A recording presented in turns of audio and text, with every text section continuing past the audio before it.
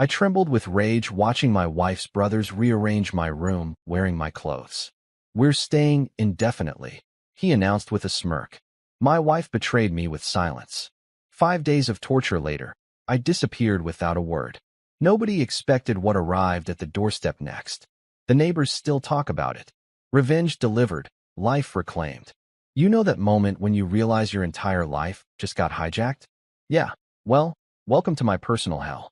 There I was, standing in the doorway of what used to be my bedroom, watching two grown-ass men rifle through my dresser like they were shopping at some twisted thrift store. And not just any two men, my wife's brothers, the dynamic duo of dysfunction I'd been dreading would show up at our door ever since Clara mentioned they were between places again.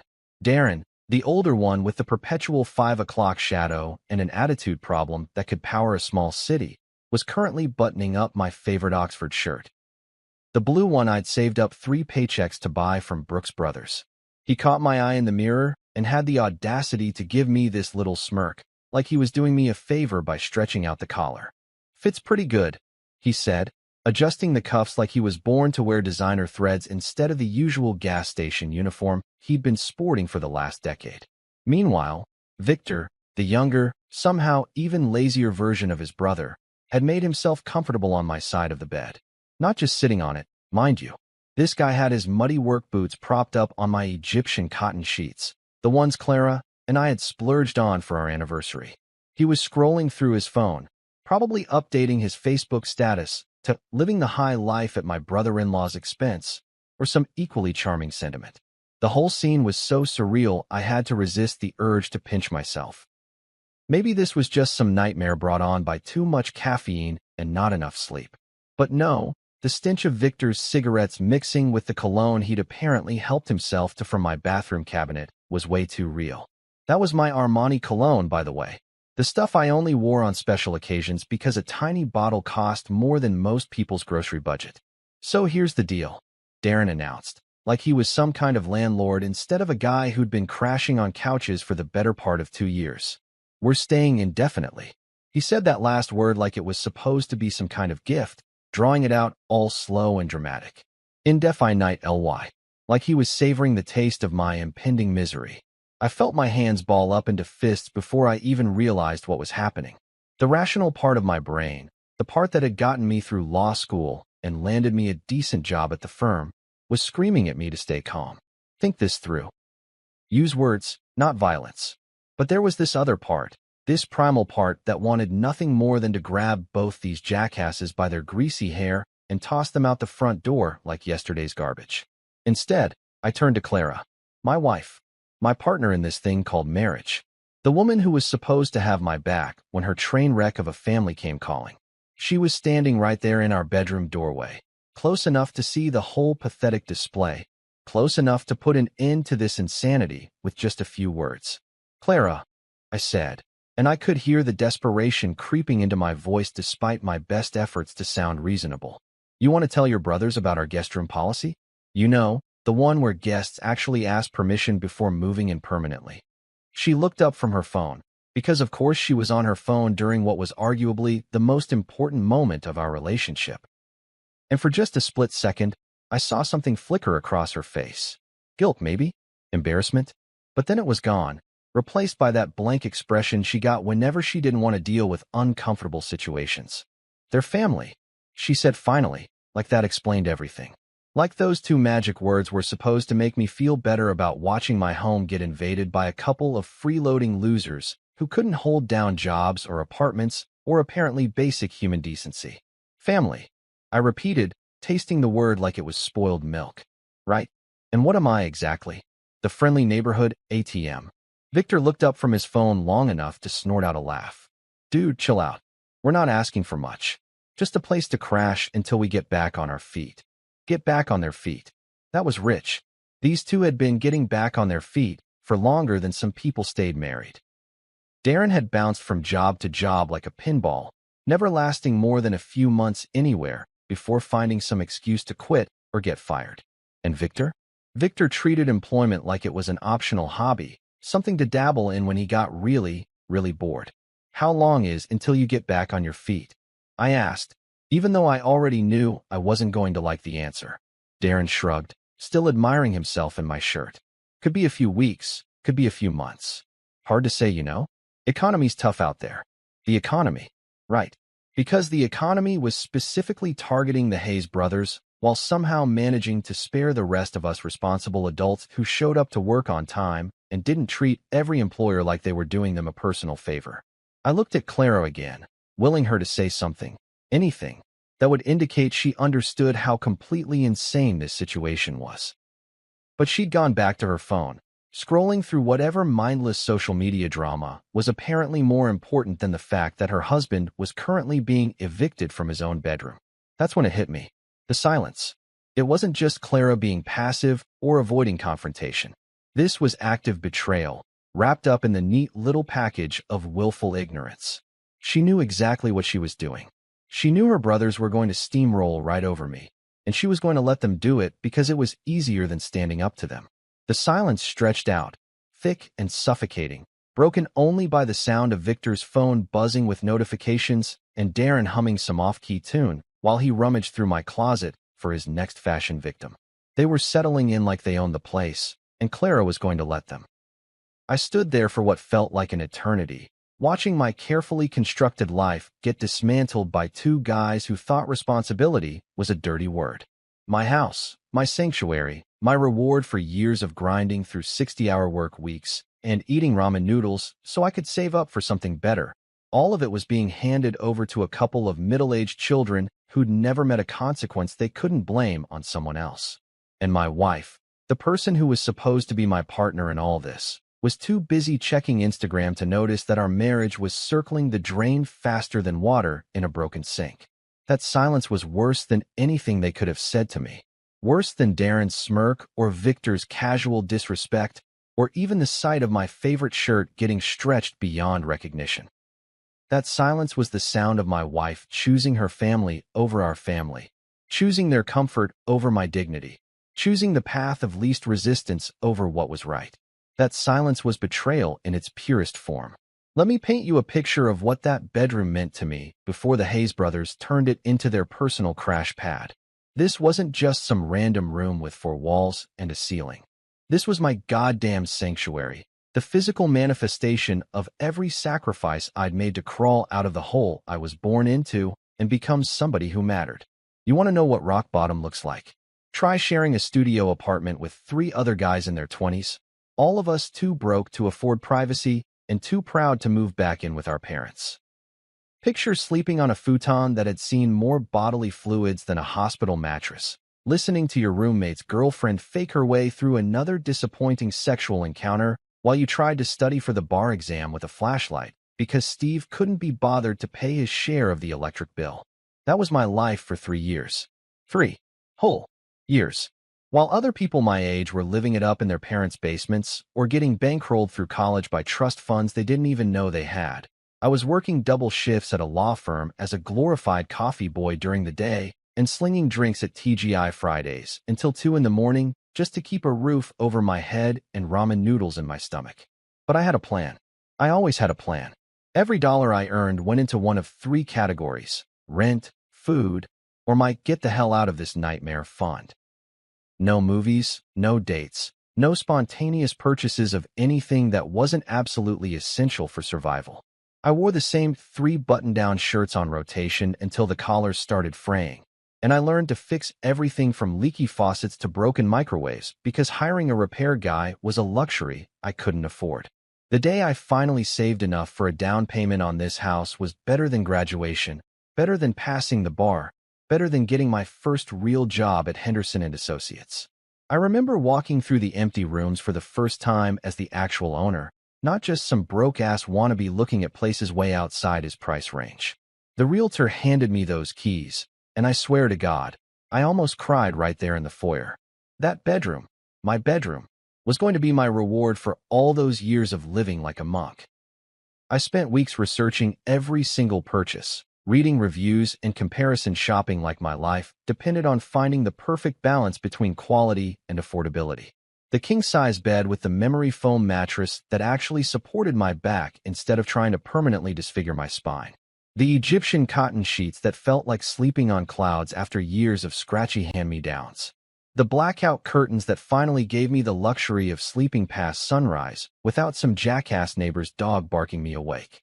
And don't even get me started on my leather chair. That beautiful, buttery soft piece of furniture that I'd saved up for over 8 months to buy. It wasn't just a chair, it was my throne, my thinking spot, my reward for surviving another day in the corporate jungle. I'd sit there after work with a glass of decent scotch, finally able to afford the good stuff instead of whatever rotgut was on sale at the liquor store, and just breathe. Just exist in a space that was completely, totally, 100% mine. My bookshelves were another story entirely. Organized by subject, then by author within each category, every spine perfectly aligned like soldiers in formation. Law books, classic literature, biographies of people who'd actually accomplished something with their lives instead of just talking about it. Each book was a carefully considered purchase, not just random impulse buys or airport paperbacks. These were investments in my education, my growth, my transformation from the nobody I used to be into the somebody I was becoming. The closet was its own masterpiece. Suits arranged by color and season, each one representing another step up the ladder of respectability.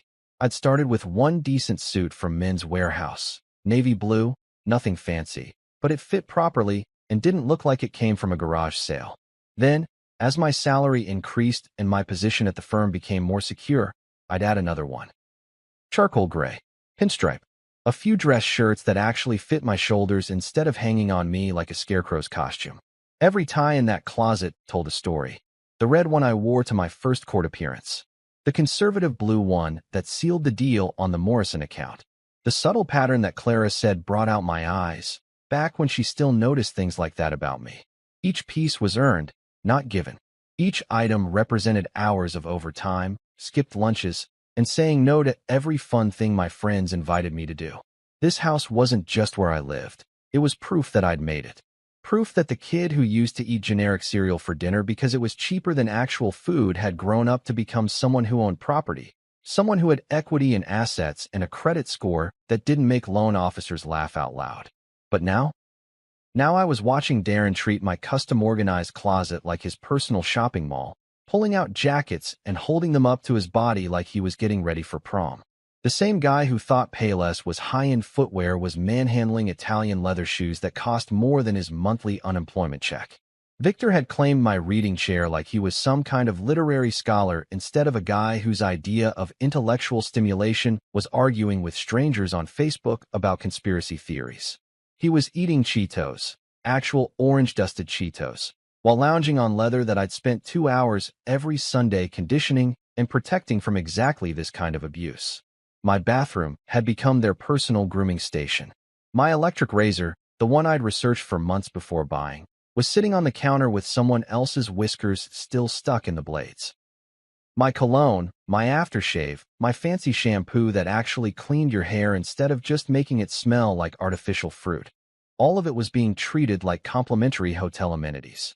They were using my Egyptian cotton towels to dry off their unwashed bodies after showers that probably used up a month's worth of my water heater's energy.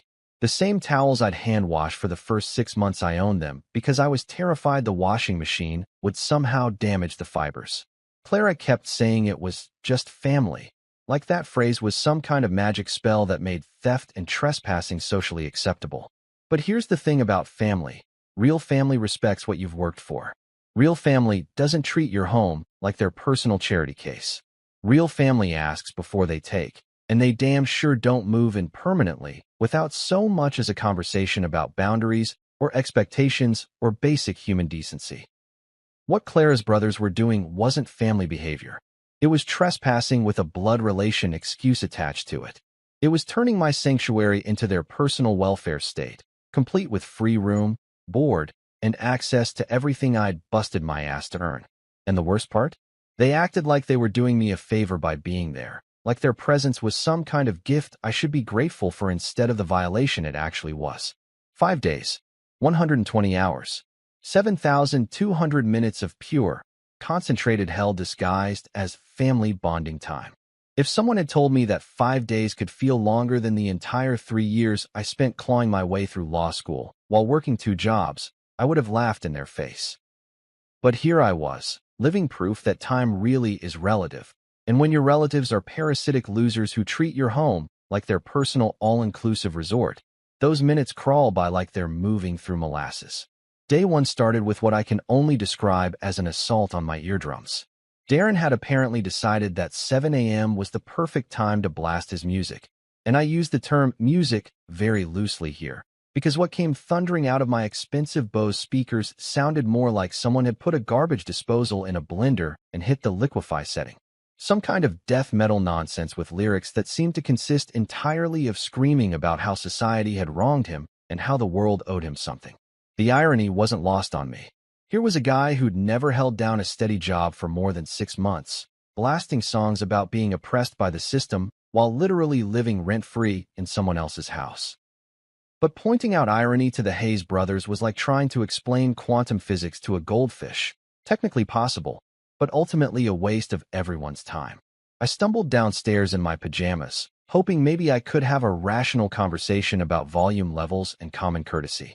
You know, basic human decency stuff that most people learn sometime around kindergarten. Instead, I found Darren sprawled across my leather couch, the one I'd saved up 8 months to buy, with his dirty work boots propped up on my coffee table, drinking what appeared to be the last of my good coffee. "Morning, sunshine," he said with that same smirk that was quickly becoming my least favorite facial expression in the history of human communication. "Hope you don't mind, but I helped myself to breakfast. This coffee's pretty decent for the cheap stuff." Cheap stuff. That was a $40 a pound single-origin Ethiopian blend that I ordered online because the local grocery store's idea of premium coffee came in a can with a cartoon sailor on it. But sure, Darren, tell me more about my cheap coffee while you're sitting on furniture that cost more than your last 3 paychecks combined. "Could you maybe turn the music down a little?" I asked, trying to keep my voice level and reasonable.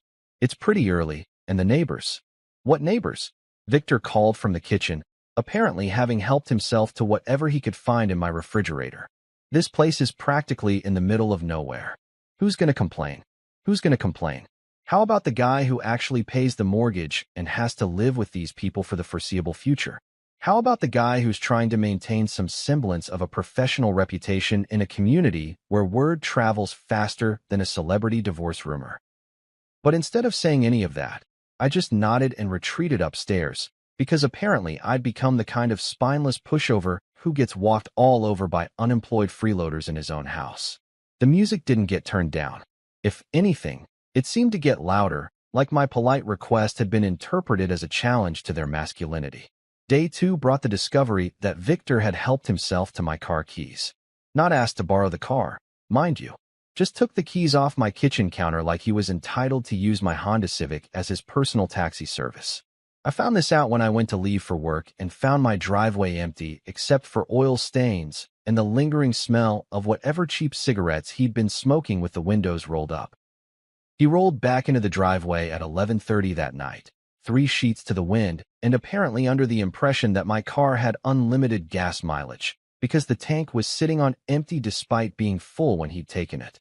When I asked where he'd been, he mumbled something about job interviews and stumbled inside, leaving my car door hanging open and my keys on the ground next to a pile of cigarette butts. Job interviews. At 11:30 at night. On a Tuesday. Sure, Victor, that sounds totally legitimate and not at all like you spent the day driving around town looking for the cheapest beer and the loosest women you could find.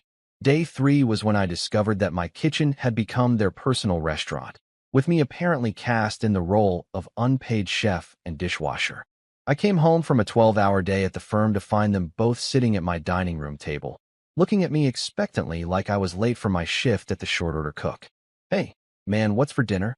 Darren asked, like this was a completely normal question to pose to someone who'd just walked through his own front door after working his ass off all day. "We're starving over here." We're starving. 2 grown men in their 30s, both perfectly capable of operating basic kitchen appliances, were starving because apparently the concept of cooking for themselves was as foreign to them as basic personal hygiene. So I cooked. Like an idiot, I actually went into my kitchen and made dinner for 3 people. because the alternative was listening to them whine about being hungry while they sat in my living room, contributing absolutely nothing to the household except dirty dishes and bad attitudes. I made spaghetti and meatballs. Nothing fancy, just something quick and filling that wouldn't require a lot of expensive ingredients or complicated preparation. I even made extra, thinking maybe I could have leftovers for lunch the next day and save myself a few bucks. Big mistake. Huge mistake.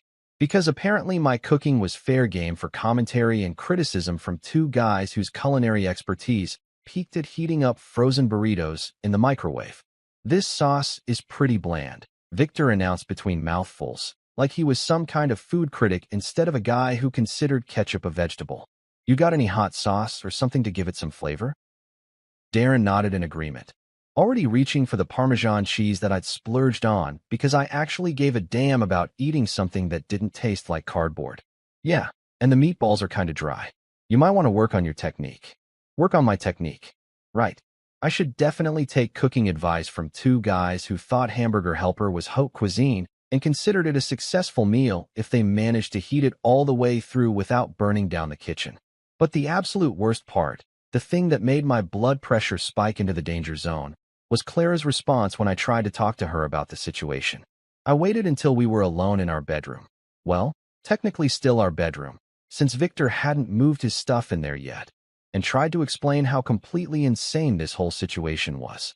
"They're treating me like hired help in my own house," I said, trying to keep my voice down so the brothers wouldn't hear.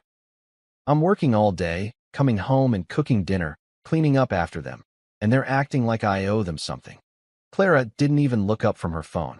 "You're overreacting," she said, like those two words were supposed to solve everything. Like my completely reasonable frustration with being turned into an unpaid servant was somehow my fault for having unrealistic expectations. Overreacting. That word hit me like a slap in the face, because it wasn't just dismissive, it was gaslighting. It was Clara telling me that my perception of reality was somehow flawed, that my anger at being disrespected in my own home was an inappropriate emotional response. By day 5, I wasn't sleeping. Not really. I'd lie there in bed, listening to them laugh and carry on downstairs like they didn't have a care in the world, while rage burned in my chest like acid reflux that wouldn't go away.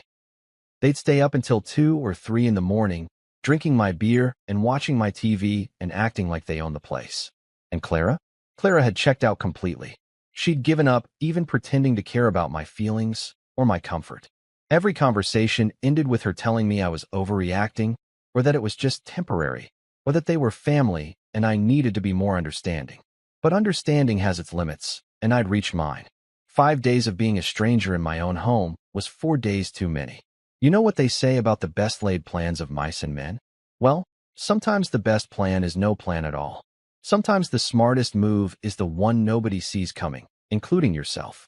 That's exactly what happened on the morning of day 6, when I woke up and realized that I was done. Not frustrated, not angry, not even particularly upset anymore. Just done. Like a switch had flipped in my brain overnight, turning off every last bit of tolerance I had left for this three-ring circus that used to be my life. I didn't have some grand epiphany or dramatic moment of clarity. There was no inspirational music playing in the background, no montage of memories flashing before my eyes. It was actually pretty anticlimactic, if you want the truth. I just opened my eyes at 5:30 in the morning, listened to Victor snoring on my couch downstairs. Apparently he'd passed out there again after another night of treating my living room like his personal frat house, and thought, nope, not today, not anymore. The beautiful thing about hitting rock bottom is that it gives you perfect clarity about what really matters. And what mattered to me in that moment wasn't salvaging my marriage or maintaining family harmony or keeping up appearances for the neighbors. What mattered was getting my life back, even if it meant blowing up everything else in the process. I slipped out of bed like some kind of ninja, moving carefully so I wouldn't wake Clara. Not because I was trying to be considerate, that ship had sailed about 4 days ago, but because the last thing I needed was her trying to talk me out of what I was about to do. She'd want to have a conversation, to work things out, to find some compromise that would somehow magically make everyone happy. But I was way past the point where talking could fix anything. You want to know the difference between a strategic retreat and just giving up? Planning. Even though I hadn't consciously decided to leave until that morning, Some part of my brain had apparently been preparing for this moment all week. I knew exactly what I needed to take and what I could leave behind. Essentials only. Clothes for a few days, my laptop, important documents, and enough cash to keep me afloat until I figured out my next move. I grabbed one small duffel bag from the closet, the same one I'd used for weekend trips back when Clara and I actually did things together, and started packing. 3 changes of clothes, my good shoes, toiletries, phone charger, and the folder containing all my important papers. Birth certificate, passport, social security card, insurance documents, and most importantly, the deed to the house. Amazing how much of your entire life can fit into a bag that's smaller than what most people take on vacation. The whole process took maybe 20 minutes, and I moved through it with the kind of calm efficiency that surprised even me. No second guessing, no emotional breakdown, no dramatic internal monologue about the symbolism of packing up my life. Just pure, practical action focused on getting the hell out of Dodge before anyone else woke up. The hardest part was walking past my bookshelves without taking anything. Those books represented years of careful collecting, each one chosen for a specific reason and acquired at the perfect moment when I could afford it without breaking my budget. But books are heavy, and weight was the enemy of stealth. Besides, leaving them behind was actually part of the plan, even if I hadn't fully realized it yet. They were proof that this was my house, my sanctuary, my carefully constructed life that was being violated by people who had no appreciation for what any of it meant. I crept downstairs like I was infiltrating enemy territory, which wasn't really that far from the truth when you think about it. Victor was sprawled across my leather couch in yesterday's clothes, snoring loud enough to wake the dead, and apparently having used my throw pillows as tissue boxes based on the state they were in. There were empty beer bottles on my coffee table, my beer bottles, naturally, and what looked like the remains of a pizza that had definitely not been ordered with my permission. Darren's shoes were kicked off by the front door, along with a trail of clothes leading toward the guest bathroom that suggested he'd gotten undressed on his way to take a shower. Using my towels, my soap, my hot water, all without contributing so much as a thank you or $1 toward the utility bills that were still coming in my name only. The kitchen was a disaster zone that would have made a FEMA inspector weep. Dirty dishes piled in the sink, food containers left open on the counter, and what appeared to be the remnants of some kind of cooking experiment gone wrong splattered across my stove. These weren't just messy house guests. These were full-grown adults who had apparently never learned the basic life skill of cleaning up after themselves. But here's the thing that really got to me. None of it made me angry anymore. Standing there in my destroyed kitchen, looking at the evidence of 5 days' worth of complete disrespect, I felt nothing. No rage, no frustration, no desire to wake them up and demand they explain themselves. Just a cold, calculating calm that probably should have scared me, but actually felt pretty damn liberating. I left through the back door, the same way I used to sneak out as a teenager when I didn't want to deal with my parents' questions about where I was going and when I'd be back. Except this time, I wasn't planning on coming back. At least not until I'd figured out how to reclaim my house and my life from the people who'd stolen both. My car was still parked where Victor had left it the night before, thankfully with enough gas to get me where I needed to go. I threw my bag in the back seat and sat there for a minute, looking at the house that had been my pride and joy just a week ago. It looked the same from the outside. Same well-maintained lawn, same fresh paint, same neighborhood that had made me feel like I'd finally made it in the world. But I knew what was happening inside, and that knowledge changed everything. No dramatic goodbye. No note explaining where I was going or when I might be back. No final confrontation or ultimatum or attempt to make them understand what they'd done wrong. Just silence. Pure, deliberate, strategic silence that would speak louder than any argument I could have made. I started the engine and pulled out of the driveway, not bothering to look back. Let them wake up to an empty house and wonder where the hell their meal ticket had gone. Let Clara try to explain to her brothers why the guy who'd been funding their extended vacation had suddenly vanished without a trace. Let them all sit around trying to figure out what they'd done wrong, when the answer was literally everything. For the first time in 6 days, I was the one calling the shots. And that felt pretty damn good. You ever notice how the best sleep you get is when you're somewhere you're not supposed to be? I'm talking about that deep, dreamless sleep that only comes when you've completely removed yourself from every source of stress in your life. even if it means crashing on someone else's couch like a college kid who flunked out but hasn't told his parents yet.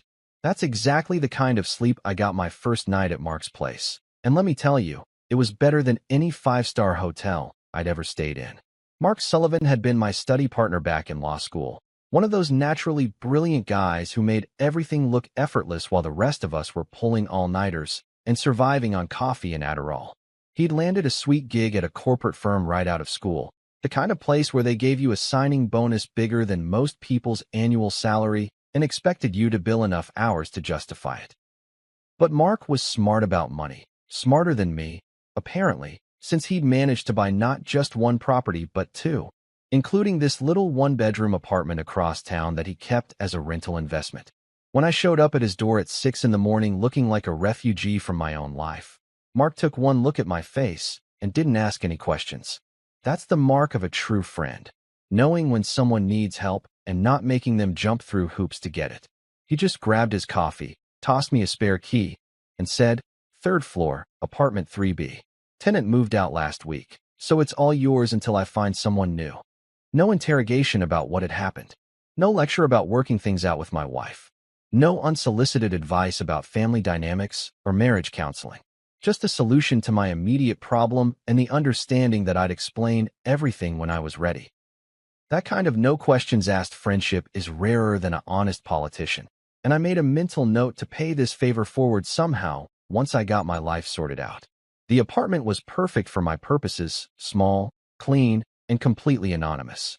Generic furniture that came with the rental, basic cable, reliable internet, and most importantly, no trace of the Hayes brothers anywhere within a 50-mile radius. I could actually hear myself think for the first time in a week, which was both a relief and a revelation. I'd forgotten what silence sounded like when it wasn't punctuated by obnoxious music or drunken laughter or the sound of people helping themselves to things that didn't belong to them. That first day, I called in sick to work, legitimately sick, as far as I was concerned, because 5 days of psychological torture had definitely taken a toll on my mental health. I spent the morning just sitting in Mark's recliner, drinking decent coffee and processing what the hell had just happened to my life. It was like emerging from a fog and suddenly being able to see clearly again, except what I could see wasn't exactly pretty. My marriage was over. Not just damaged or going through a rough patch, but completely, irreparably finished. You can't come back from the kind of betrayal Clara had shown me. The casual way she dismissed my feelings and chosen her deadbeat brothers over her own husband. Some people might call that an overreaction, but those people had probably never watched their spouse stand by while their home got turned into a homeless shelter for grown men who'd never learned how to adult properly. But here's the thing about hitting rock bottom. It gives you a strange kind of freedom. When you've got nothing left to lose, you can start making decisions based on what you actually want instead of what other people expect from you. And what I wanted was revenge. Not the hot, emotional kind that makes you do stupid things you regret later, but cold, calculated, strategic revenge that would leave lasting scars. That's when I started planning. Real planning, not just the angry fantasies you have when someone's pissed you off. I pulled out a legal pad, old habits die hard, and started mapping out everything I knew about my situation. Assets, liabilities, legal standings, potential vulnerabilities. The house was in my name only, which Clara had always said was fine because it's all ours anyway. Funny how that casual attitude about ownership was about to bite her in the ass. The mortgage was mine, the utilities were in my name, the insurance policies listed me as the primary holder. Clara had never wanted the responsibility of paperwork, happy to let me handle all the boring adult stuff while she focused on whatever it was she did with her time these days. Apparently, that included enabling her brother's freeloading lifestyle, but that was about to become a much more expensive hobby. I called Mark that afternoon and asked if he knew any good lawyers who specialized in family law. Not because I trusted him to keep his mouth shut, although I did, but because Mark had connections everywhere, and I needed someone who could help me navigate the legal complexities of what I was about to do. "You thinking about divorce?" he asked, which was a reasonable question given the circumstances. "I'm thinking about a lot of things," I said, which was the truth. "But first, I need to understand my options when it comes to property rights and tenant law." Mark was quiet for a minute, probably putting together the pieces of what I was planning. You want someone who specializes in landlord-tenant disputes. Among other things, yeah. I know just the guy. Tommy Brennan, graduated 2 years ahead of us. He's got a practice that focuses on property law and eviction proceedings. Real bulldog when it comes to getting people out of places they don't belong. Perfect. That was exactly what I needed, a legal bulldog with experience in removing unwanted tenants. Because that's what Darren and Victor were, when you got right down to it. Tenants.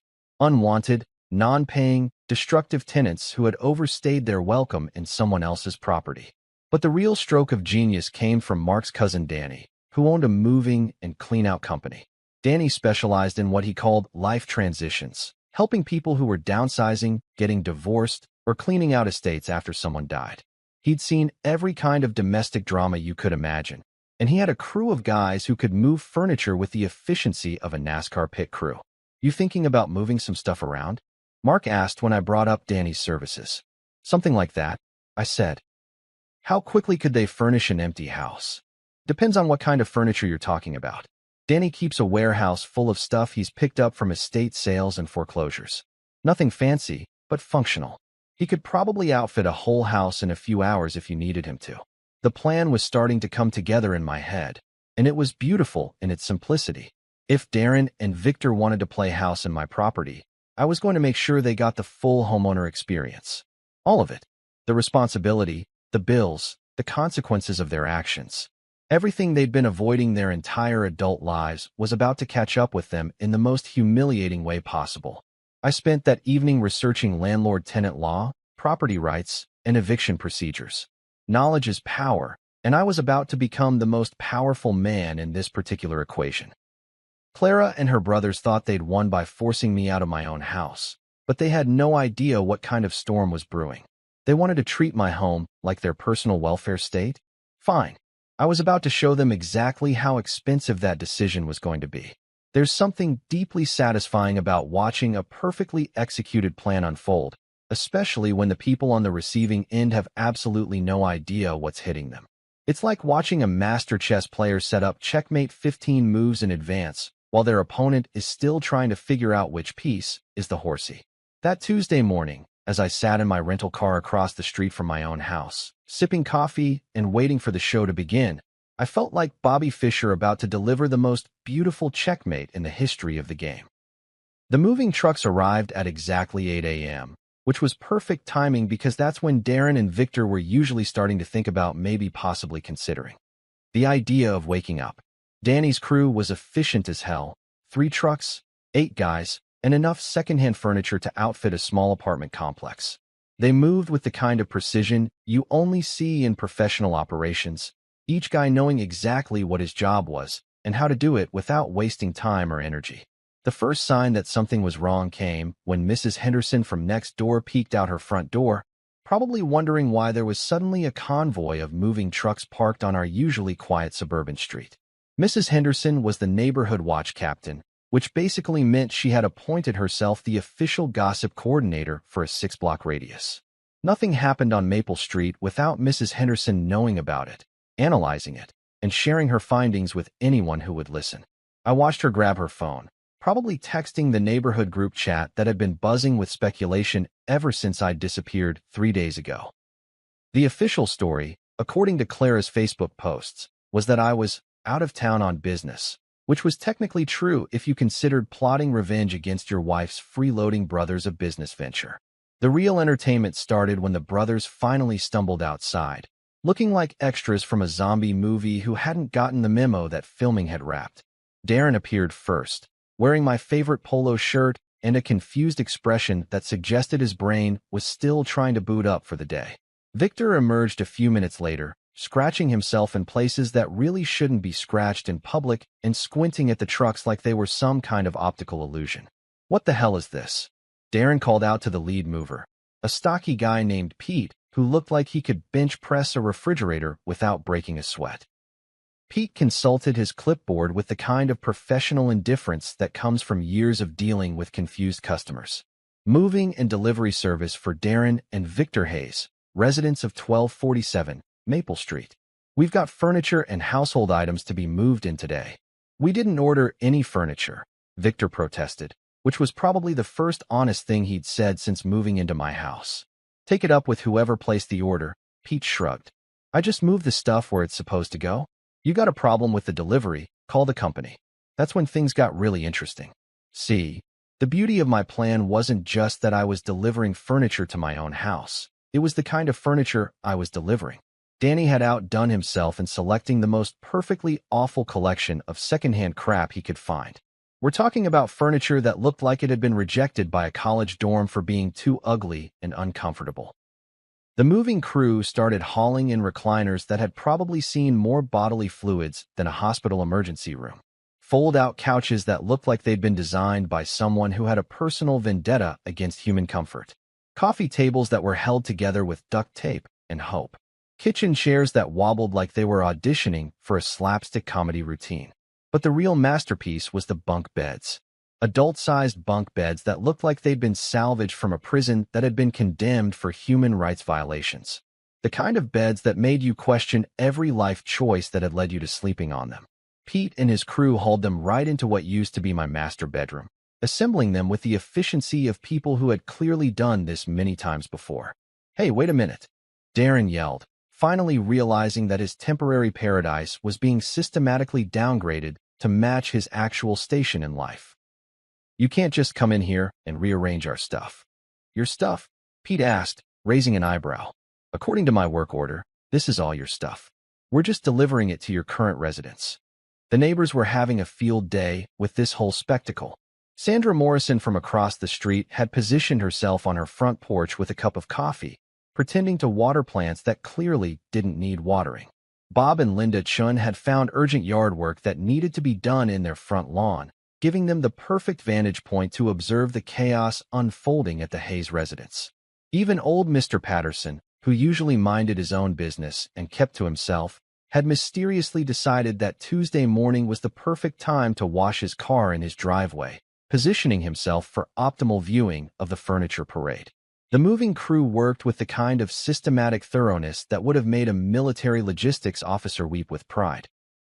Out went my carefully curated furniture, loaded onto trucks with the efficiency of people who knew exactly where everything was supposed to go.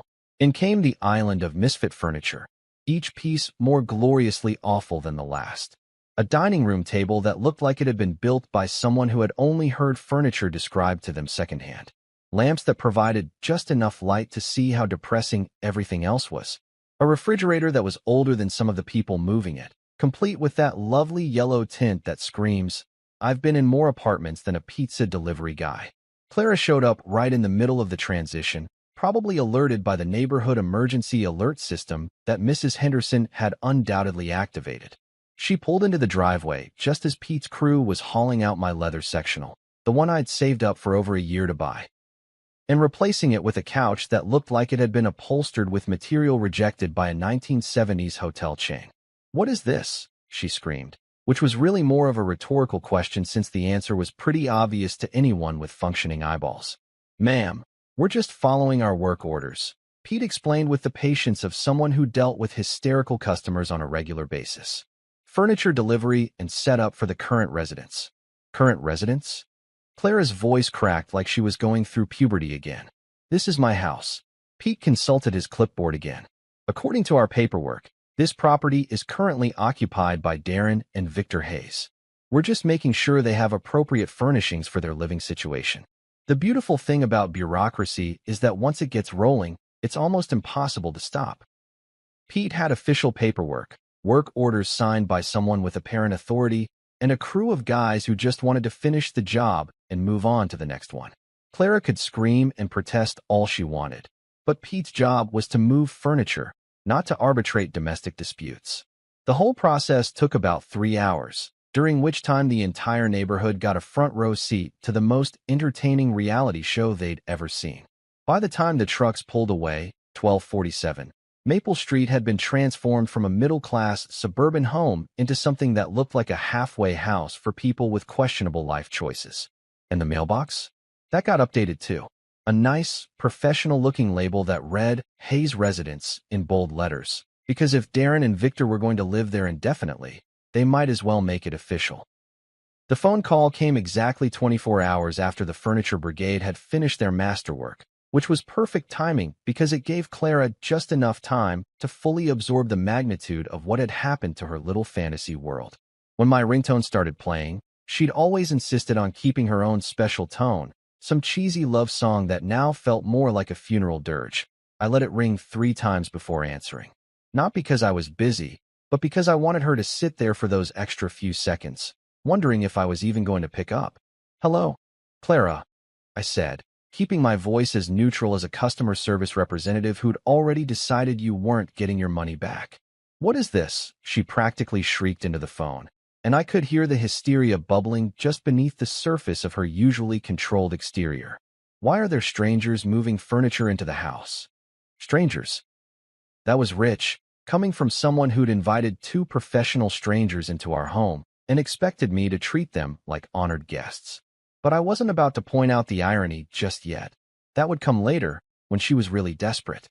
"Your brothers said they're staying indefinitely," I replied, examining my fingernails like this was the most boring conversation I'd had all week. I made it easier for them. There was a pause on the other end, and I could practically hear the gears grinding in her head as she tried to process what I'd just said. Clara had always prided herself on being the smart one in our relationship, the one who could think 3 steps ahead and manipulate situations to her advantage. But apparently, her strategic thinking skills had some serious blind spots when it came to predicting the consequences of her own actions. "You're being petty," she said finally, which was exactly the response I'd been expecting. When Clara couldn't win an argument with logic, she always resorted to personal attacks designed to make the other person feel guilty for having perfectly reasonable reactions to her unreasonable behavior. "No," I said, letting the word hang in the air for a moment like a judge delivering a verdict. "I'm being exact." Exact. That was the perfect word for what I was doing, because this wasn't about emotion or revenge or even anger anymore. This was about precision. Mathematical precision. Clara and her brothers had introduced variables into my life equation, and I was simply adjusting the other variables to balance things out. They wanted to live in my house indefinitely? Fine. I was making sure they got the full residential experience, complete with furniture that matched their actual socioeconomic status instead of mine. "This is insane," Clara continued, and I could hear her voice starting to shake. You can't do this. It's our house. Our house." Funny how it had suddenly become our house, now that there were consequences involved. For the past week, when I'd been complaining about her brothers treating the place like their personal crash pad, it had been just family, and I was overreacting. But now that the situation was affecting her comfort level, suddenly she wanted to claim joint ownership. "Actually, I can do this," I said, settling back in Mark's comfortable recliner and enjoying the sound of Clara's world imploding in real time. "It's my house, Clara. My name on the deed, my name on the mortgage, my name on all the utility bills. Your brothers are my guests, and I wanted to make sure they felt at home." The silence that followed was the kind of dead air that radio DJs have nightmares about. I could hear Clara breathing, probably trying to come up with some kind of counterargument that would magically transform her brothers from freeloading parasites into legitimate house guests who deserved to sleep on Egyptian cotton sheets and eat meals prepared by their unpaid chef. But here's the thing about reality. It doesn't care about your feelings or your convenience or your carefully constructed delusions about how the world should work. Reality is what happens when your chickens come home to roost. And Clara's chickens had just arrived in a convoy of moving trucks filled with secondhand furniture that smelled like other people's regrets. "Where are you?" she asked, and there was a new note in her voice now. Not anger or indignation, but something that sounded suspiciously like panic. "Why won't you come home and talk about this like adults?" Like adults. That was beautiful, coming from someone who'd spent the last week enabling 2 grown men who'd never met a responsibility they couldn't shirk or a free meal they couldn't mooch. But I wasn't about to get drawn into a debate about what constituted adult behavior, because I had something much better than words. I had results. In the background of our conversation, I could hear the chaos that had replaced the peaceful suburban sanctuary I'd worked so hard to create. Darren was shouting about something, probably the washing machine, which according to my sources had mysteriously stopped working around the same time the furniture delivery had been completed. Victor was demanding dinner in that whiny tone that suggested he'd never learned the difference between asking and commanding. The beautiful thing about chaos is that it has a way of revealing people's true characters. When everything is going smoothly and life is comfortable, it's easy to maintain the illusion that you're a good person who makes good choices. But when the pressure starts building and the conveniences start disappearing, that's when you find out what someone is really made of. And what Clara was apparently made of was the kind of person who would throw her husband under the bus to avoid confronting her family's dysfunction. The kind of person who would choose the path of least resistance even when that path led directly through her marriage's funeral pyre. "I can't take this anymore," she said. And now she wasn't even trying to hide the desperation in her voice. "They won't leave. Please come back. They won't leave." After spending a week telling me I was overreacting to their presence, after insisting that it was just family and I needed to be more understanding, Clara had finally discovered what I'd been trying to tell her all along. That her brothers had no intention of being temporary guests. They'd found a sucker willing to subsidize their lifestyle, and they were going to milk that situation for every penny it was worth. "Gee, that's a real problem," I said, not bothering to hide the sarcasm dripping from every word.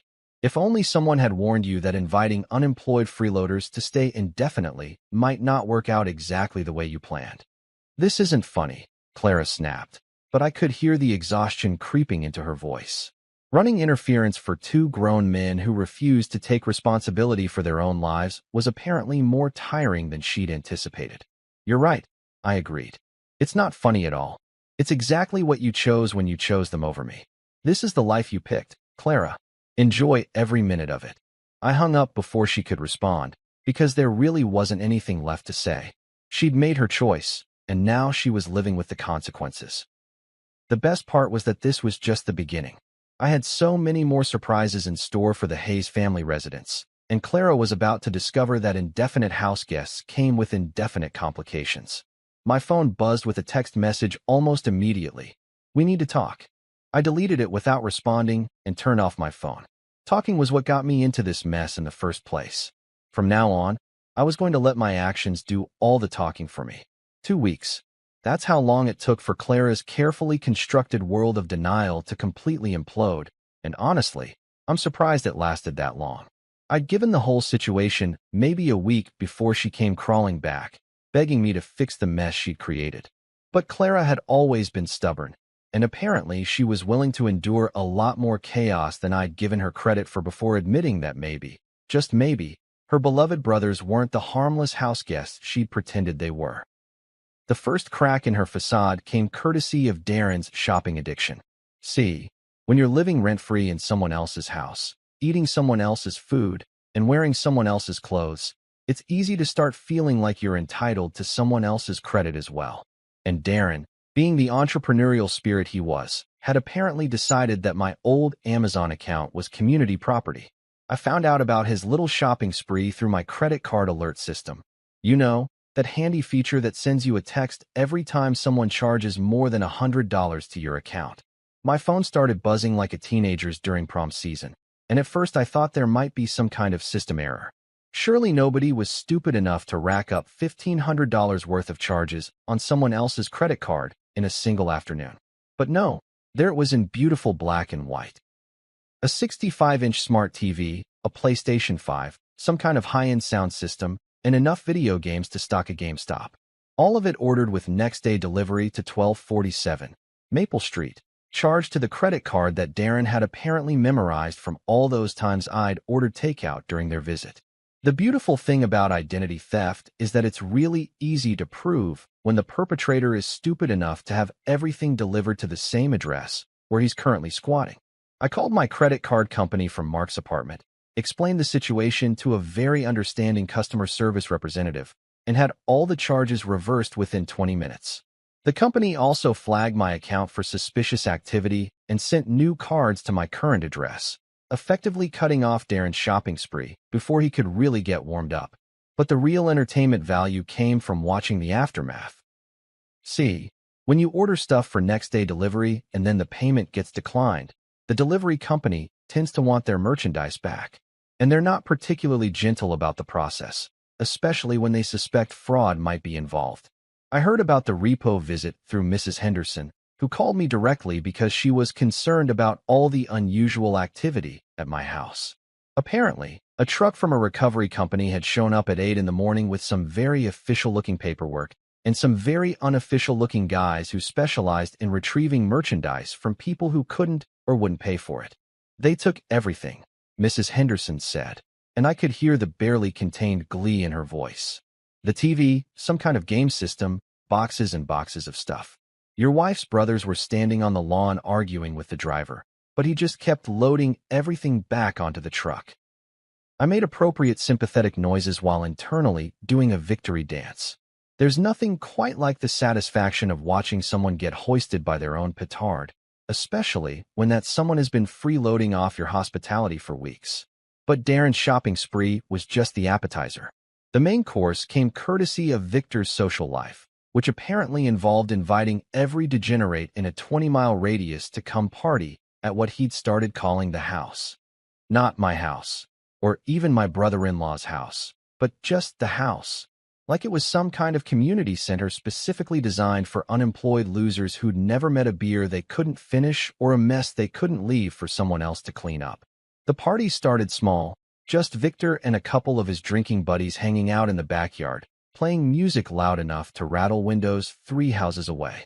But like most things involving the Hayes brothers, the situation escalated quickly from annoying to completely unacceptable. By the second week, the parties had moved inside and expanded to include people who brought their own people, until my formerly peaceful suburban home had turned into some kind of halfway house for adults who'd given up on adulting. We're talking about complete strangers drinking my liquor, smoking cigarettes in my living room, and apparently using my bathroom for activities that weren't covered in any homeowner's manual. The noise complaints started rolling in around day 10. Mrs. Henderson, of course, was the first to call the police, but she was quickly joined by the Chens, the Pattersons, and pretty much everyone else within a 3-block radius who valued their sleep and their property values. The cops showed up twice in 1 week, both times finding my house packed with people who scattered like cockroaches when the lights came on. But the real breaking point came when one of Victor's party guests decided that my driveway wasn't quite roomy enough for all the cars and started parking on my neighbor's lawn. Bob Chun was not the kind of guy who appreciated strangers treating his carefully maintained landscaping like a parking lot, and he made his feelings known in the kind of colorful language that would have made a sailor blush. The confrontation escalated quickly from a property dispute to a full-blown neighborhood incident, complete with yelling, threats, and someone calling the police again. By the time the dust settled, there were tire tracks gouged into Bob's front yard, beer bottles scattered across 3 different properties, and a general consensus among the neighbors that something needed to be done about the ongoing crisis at 1247 Maple Street. That's when Clara's 2 a.m. text message arrived. "I can't take this anymore. They won't leave. Please come back." I read that message 3 times, savoring every word like a fine wine. I can't take this anymore. After weeks of telling me I was overreacting, after insisting that her brothers were just going through a rough patch and needed family support, after choosing their comfort over my sanity, Clara had finally reached the point where she couldn't take it anymore. They won't leave. The same brothers who were supposed to be staying just until they got back on their feet had apparently decided that their feet were perfectly comfortable right where they were. Thank you very much. The same brothers who Clara had insisted were just family had revealed themselves to be exactly what I'd said they were from the beginning. Parasites who would suck their host dry and then look around for their next victim. Please come back. Not, we need to talk, or let's work this out, or any of the other diplomatic phrases she'd been using during our previous conversations. Just a straight-up plea for help from someone who'd finally realized that she was in way over her head. I set the phone down without responding, because Clara needed to understand that begging wasn't going to fix this situation. She'd made her choice when she chose silence over support, when she decided that maintaining family harmony was more important than protecting her marriage. Now she was discovering what life looked like when you prioritized the wrong people, and frankly, the lesson was long overdue. The best part was knowing that this was just the beginning. I had so many more surprises in store for the Hayes residents, and Clara was about to learn that sometimes the price of bad decisions keeps going up long after you think you've paid in full. You know what's beautiful about the legal system? When it works the way it's supposed to, it's like watching a perfectly choreographed ballet performed by people in expensive suits who bill by the hour. Every movement has purpose, every document has weight, and every signature carries the force of law behind it. And when you've spent years working in that system, learning its rhythms and understanding its power, you develop a deep appreciation for how elegantly it can solve problems that seem impossible to handle any other way.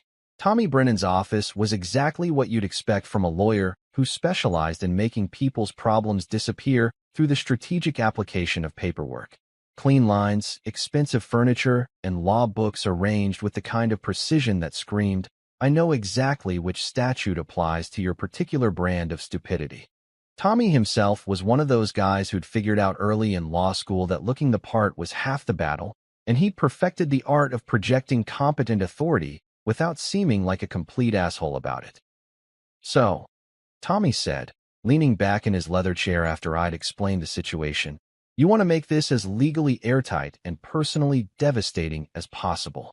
I want to make sure there are consequences," I corrected, because this wasn't about being vindictive. It was about ensuring that actions had appropriate results. Clara made a choice to prioritize her brothers over her marriage. I'm just making sure she gets to live with that choice permanently. Tommy nodded like he'd heard this story 1,000 times before, which he probably had. Family law was full of people who'd made terrible decisions and then acted surprised when those decisions came back to bite them in the ass. The only difference was that most of his clients waited until after their lives had completely imploded before seeking professional help. I was being proactive. The separation papers were a work of art. Not the kind of art you'd hang in a museum, but the kind of art that serves a specific, practical purpose while still maintaining a certain aesthetic beauty. Every clause was carefully crafted to maximize legal protection while minimizing opportunities for dispute. Every paragraph was designed to close loopholes before Clara even knew they existed. The house remained under my name exclusively, which meant I retained complete control over who lived there and under what conditions. The joint bank accounts were frozen pending final settlement, which effectively cut off funding for any continued freeloading activities. The credit cards were canceled and replaced with new accounts that only I could access. In short, every financial thread that connected Clara to my resources was systematically severed with surgical precision. But the real masterpiece was the section dealing with property and personal belongings. See, when you're dealing with people who have a flexible relationship with the concept of ownership, you need to be very specific about what belongs to whom. The papers spelled out in excruciating detail exactly which items were my separate property, which items were marital assets subject to division, and which items had been purchased by me for my exclusive use. That expensive sound system Darren had been enjoying? Mine. The kitchen appliances he'd been using to prepare his gourmet ramen noodle dinners? Mine. The leather furniture Victor had been treating like his personal bed? Definitely mine. Even the towels, sheets, and basic household supplies were listed as separate property, purchased with my income for my personal use. Tommy's colleague, a process server named Janet who looked like she could arm wrestle a professional wrestler and win, was the one who got to deliver the papers. I specifically requested that the service happen at the house, during peak neighborhood activity hours, because if you're going to make a statement, you might as well make sure everyone gets to hear it. According to Janet's report, which she delivered with the kind of professional satisfaction that comes from a job well done, Clara answered the door expecting a delivery of some kind. Maybe she was hoping for more of Darren's fraudulent purchases, or perhaps she thought I'd finally come to my senses and was sending flowers as an apology. Instead, she got a legal document that spelled out exactly how much her family loyalty was going to cost her. She went completely white. Janet told me over coffee the next day. Just stood there staring at the papers like they were written in a foreign language. Then she started reading out loud, and by the time she got to the property division section, she was practically hyperventilating. The neighbors, of course, had front row seats to the whole performance. Mrs. Henderson was conveniently checking her mailbox when Janet arrived, and somehow managed to make that simple task last for the entire duration of the document delivery. Bob Chin found urgent hedge trimming that needed to be done in his front yard, giving him perfect audio access to Clara's increasingly frantic questions about whether this was some kind of joke. But the real entertainment came when Darren emerged from the house to see what all the commotion was about. According to Janet, he took one look at the legal papers and immediately started demanding to know what was going on, as if he had some kind of legitimate stake in the proceedings. The beautiful thing about legal documents is that they don't care about your feelings or your sense of entitlement. They just lay out the facts in language that's designed to be absolutely unambiguous. The facts, in this case, were pretty simple. Clara was being served with separation papers that would effectively end her access to everything she'd taken for granted during our marriage. The house, the money, the credit cards, even the basic utilities were all tied to my name and my income, which meant that her brother's rent-free vacation was about to come to a very expensive end. Within a month, everything had changed. The locks were changed by a professional locksmith who specialized in high-security installations, because if you're going to keep people out, you might as well make sure they stay out. The utility accounts were updated to reflect the new security protocols, with passwords and verification procedures that would have impressed a bank security officer. But the most satisfying part was watching the brothers' belongings. Those stolen shirts, those muddy shoes, that general air of entitlement they'd been wearing like a uniform, get unceremoniously dumped on the curb like the trash they'd always been. I hired the same moving company that had delivered their new furniture to reverse the process, removing every trace of their presence from my property and depositing it in a neat pile on the sidewalk. The neighborhood turned out for that show like it was a free outdoor concert. Mrs. Henderson brought lawn chairs. The Chins set up what looked suspiciously like a tailgate party. Even old Mr. Patterson emerged from his usual hermit routine to witness the spectacle of two grown men sorting through their possessions while wearing the kind of shocked expressions usually reserved for natural disaster victims. Clara tried calling, of course, multiple times, but I'd learned my lesson about engaging with people who'd already shown me exactly who they were and what they valued. The papers spoke for themselves, and they said everything that needed to be said about the future of our relationship. The beautiful thing about legal consequences is that they don't require ongoing emotional investment from the person who sets them in motion. Once the paperwork is filed and the process is started, the system takes over and handles all the messy details.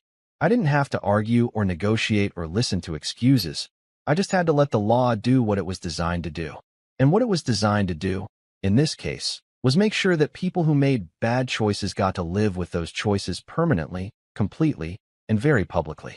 There's something deeply poetic about not going back to the scene of the crime, even when the crime was committed against you and you technically won. That house on Maple Street, my house, legally and morally, had served its purpose as the battlefield where I'd fought and won the war for my dignity. But winning a war doesn't mean you want to live in the ruins afterward, surrounded by the ghosts of everything that went wrong and the constant reminders of how close you came to losing yourself completely. The loft I found was everything that house had never been, honest. It didn't pretend to be something it wasn't, didn't promise suburban dreams or family harmony or any of the other fairy tales that people tell themselves when they're trying to convince themselves that compromise is the same thing as happiness. It was just space, clean, efficient, unapologetically masculine space that belonged to me and only me. The building itself was one of those converted warehouses that developers love to market to young professionals who want to feel edgy and urban without actually having to deal with the inconveniences of genuine city living. Exposed brick walls, hardwood floors that had actually been walked on by people who worked for a living, and windows big enough to let in natural light, instead of the carefully filtered artificial illumination that suburban homes specialized in. But the best part was the silence. Not the oppressive silence of people who were angry with each other and couldn't figure out how to communicate, but the peaceful silence of someone who'd finally stopped trying to make other people happy at his own expense. I could actually hear myself think for the first time in years, and what I heard was pretty damn encouraging. My bookshelves looked better in the loft than they ever had in the suburban house. Maybe it was the exposed brick backdrop, or maybe it was just the knowledge that every book on those shelves was there because I'd chosen it. Not because it looked good or impressed visitors or fit some kind of domestic aesthetic that wasn't really mine. These were my books, arranged according to my system, in my space, for my enjoyment. The suits hung in the closet like old friends waiting for their next adventure. No more worrying about whether Darren had stretched out the shoulders or whether Victor had helped himself to my ties for some job interview that would never materialize. Every piece of clothing in that closet was mine, had always been mine, and would continue to be mine until I decided otherwise. The kitchen was small but perfectly functional for someone who actually knew how to cook for himself and didn't need to prepare meals for freeloading house guests who treated every dinner like a restaurant service they were entitled to receive. I could make exactly what I wanted to eat, when I wanted to eat it, without having to listen to commentary about my techniques or demands for different seasonings. Peace, it turned out, was a lot simpler than I'd remembered. It didn't require constant negotiation or careful management of other people's feelings or strategic avoidance of topics that might cause conflict. It just required the absence of people who didn't belong in your life, and the presence of space to be yourself without explanation or apology. The Neighborhood Gossip Network, according to Mrs. Henderson's occasional updates, had turned the Hayes brothers into local legends, and not the good kind. Apparently, they'd managed to wear out their welcome at 3 different relatives' houses in the span of 2 months, each stay ending in some kind of dramatic confrontation about money, responsibility, or basic human decency. Clara had moved back in with her parents, which was probably the most appropriate ending possible for someone who'd never really learned the difference between being married and being a child. Her Facebook posts, which I occasionally check the way you might slow down to look at a car accident, were full of vague references to new beginnings and learning who your real friends are, the kind of motivational nonsense that people post when they're trying to convince themselves that their life choices weren't completely disastrous. Darren had apparently found work at a construction company, though according to the Neighborhood Intelligence Network, he'd already been written up twice for showing up late and once for arguing with a supervisor about safety protocols. Some people never learn that the world doesn't owe them anything, and consequences are just the universe's way of trying to teach lessons to people who weren't paying attention the first time. Victor had simply vanished, which was probably the smartest thing he'd done in years. Sometimes the best solution to a problem you can't solve is to become someone else's problem, and Victor had apparently mastered that particular life strategy. The divorce papers, when they finally came, were almost anticlimactic. Just more legal documents to sign, more evidence that what I'd thought was a partnership had really been a one-sided support system for people who confused taking with deserving.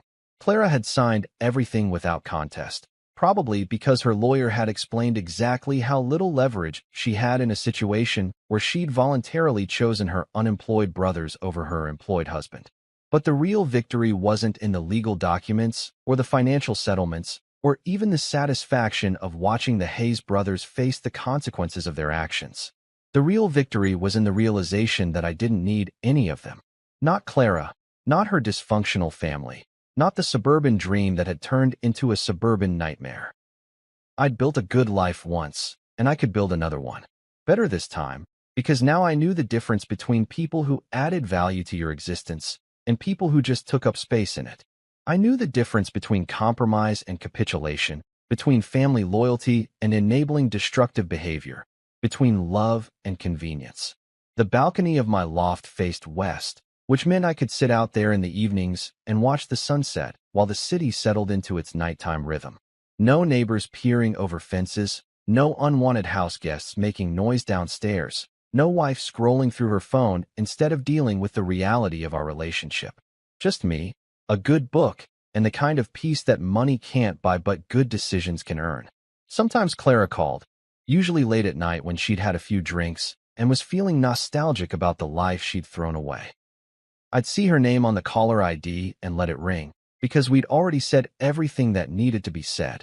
She'd made her choice, I'd made mine, and the conversation was over. The last time she called, she left a voicemail asking if we could talk about everything and maybe find a way to work things out. I listened to the message once, deleted it, and blocked her number. Not out of anger or spite, but because some bridges are meant to be burned completely, and this was definitely one of them. My revenge hadn't been loud or dramatic or even particularly creative. It had just been precise, systematic, and absolutely final. I'd used the system exactly the way it was designed to be used, and the system had delivered exactly the results it was supposed to deliver. Justice isn't always flashy, but it's always satisfying when it's served properly. These days, when people ask me about my divorce, I tell them it was the best decision I ever made. Not because I enjoy being single, but because I learned that being alone is infinitely preferable to being with people who don't respect you, value you, or deserve you. And as I sit on my balcony, breathing freely for the first time in years, I can honestly say that revenge, served cold, calculated, and completely legal, tastes exactly like freedom.